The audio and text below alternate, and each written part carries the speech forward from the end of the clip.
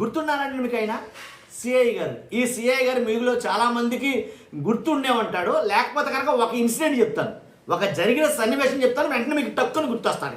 ముగ్గురు నలుగురు అనుకోండి యువకుల్ని రోడ్డు మీద నడిపించుకుంటూ తీసుకెళ్తూ ఏంటి కాళ్ళు ఇలా పడుకోబెట్టి కాళ్ళు అరికాళ్ళని ఇలా నుంచోబెట్టి ఆ కాళ్ళు మీద లాఠీ ఇచ్చుకుని ఫాట్ ఫాట్ ఫాట్ అని కొట్టాడు. గుర్తుందా?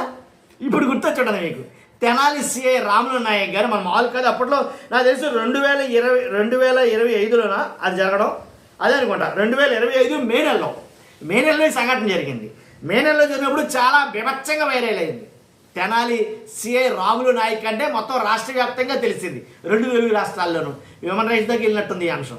కాబట్టి ఏం జరిగిందిరా ఇప్పుడు ఎందుకు అయిన అంశం అంటే కనుక చెప్తాను. ఎందుకంటే అప్పట్లో బీభత్సమైన ఎలివేషన్స్ ఇచ్చారు ఈయనకి. తర్వాత ఏం జరిగిందో చెప్తాను. చెప్పే ముందు నా రిక్వెస్ట్ ఉంది, రాష్ట్ర ప్రజలందరికీ వాస్తవాలు తెలియాలని మీ బాధ్యతగా మీరు లైక్ చేయండి. మీరు లైక్ చేస్తే ఎక్కువ మందికి ఇన్ఫర్మేషన్ షేర్ అవుతుంది. కొత్తగా మన ఛానల్ చూస్తే పక్కాగా సబ్స్క్రైబ్ చేయండి. మీ అమూల్యమైన అభిప్రాయాన్ని కామెంట్ రూపంలో తెలియజేయండి.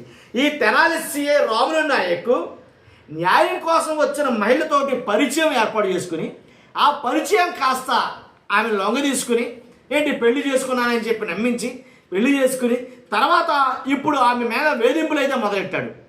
అసలు యాక్చువల్గా ఈయన కదా వేధించేది అంటారు నేనే అని అనవచ్చు మీలో చాలామంది. నిజంగా ఎంత హైలైట్ ఇచ్చారండి, ఎంత హైప్ ఇచ్చారండి అప్పట్లో కొన్ని ఛానళ్ళ వాళ్ళు.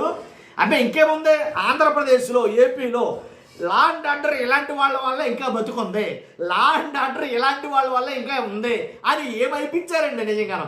అసలు ఇతను అంకుశంలో రాజశేఖర్, అంతేకాదు ఇతను పోలీస్ స్టోరీలో సాయి కుమార్ అని అయితే కనుక వీళ్ళ ఎలివేషన్స్ తగలయ్యా, భయంకరంగా ఎలివేషన్స్ ఇచ్చారు అప్పట్లో. కాబట్టి ఇప్పుడు అసలు ఆ ఏపీ ఇలా ఉందంటే ఇలాంటి వాళ్ళ వల్లే అని అయితే చెప్పడం జరిగింది. అదేదో కాస్త కొంచెం ముందుకెళ్తే ఇప్పుడు అర్థమవుతుంది చాలామందికి. కాబట్టి అంటే అప్పుడు కావాలని కూటమి ప్రభుత్వంలో ఇలాంటి చర్యలు కరెక్ట్ కాదని చాలామంది మాట్లాడినా కావాలని ఈయన్ని హైప్ ఇచ్చి బీభత్సమైన ఎలివేషన్స్ ఇచ్చారు ఇప్పుడు కావాలని. అబ్బాయి ఇంకేముంది, సిఐ రాములు నాయక్ అంటే మామూలు వ్యక్తి కాదు. అసలు లా అండ్ ఆర్డర్ని 4 పాదాలు నడిపించే వ్యక్తి, దాంట్లో తిరగలేదు. అంత సూపర్ తోపు తురుము అనేది చెప్పారా? అది కాస్త చూస్తే కట్ చేస్తే ఏం జరిగిందంటే కనుక మహిళని, అంటే పెళ్ళైన తర్వాత మరో మహిళని, న్యాయం కోసం వచ్చిన మహిళని, నా బిడ్డను కిడ్నాప్ చేశారనో లేకపోతే భర్తతో తగాదాలు ఉన్నాయని వచ్చిన న్యాయం కోసం వచ్చిన మహిళని పరిచయం పెంచుకుని లైంగికంగా లొంగ తీసుకుని ఏంటి పెళ్లి చేసుకున్నానని చెప్పేసి శ్రీశైలం చేసుకుని ఇప్పుడు అబ్బాయి నీకు నాకు సెట్ అవ్వదు, ఓ 30 లక్షలు 35 లక్షలు ఇస్తాను, వదిలే ఇంతటితోటి గొడవ మనం రాజీ చేసేసుకుందాం, మనం క్లీన్ చిట్ అయిపోదాం అన్నట్టుగా ఆమెని అడగటం. ఆమె కాదు కూడదో కుదరదు నన్ను మోసం చేయొద్దు అంటే కనుక బెదిరించటం, భయాందోళనకు గురి చేయడం, అవసరమైతే అసలు కొట్టడం, ఇలాగ చాలా రభస అయితే చేస్తాడో నా మీద అనేది కనుక ఆమె కంప్లైంట్ అయితే ఫిర్యాదు అయితే చేయడం జరిగింది.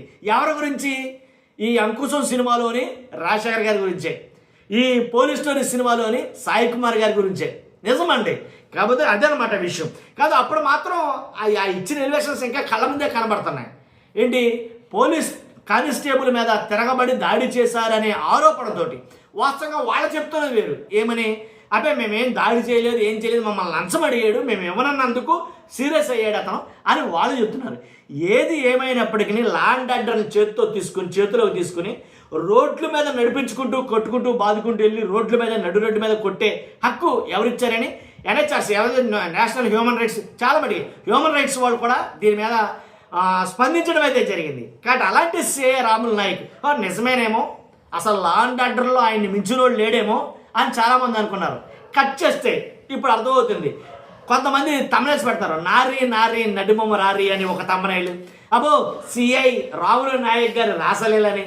కాబట్టి ఇలా రకరకాల తమ్నైల్స్ పెట్టి వీడియోలు చేస్తారు. అంతే కదా మరి, తెలియనంతసేపు దొరకనంతసేపే దొరికితే దొంగ ఎవడైనా సరే. కాబట్టి ఈ సిఐ రాములు నాయక్ సస్పెండ్ చేయడం జరిగింది. ఇది జరుగుతుంది. అయితే చూస్తున్నా మీరు అందరూ కూడా మీ అభిప్రాయాన్ని ఖచ్చితంగా కామెంట్ రూపంలో తెలియజేయండి. ఫస్ట్ అయితే లైక్ చేయండి. Thank you.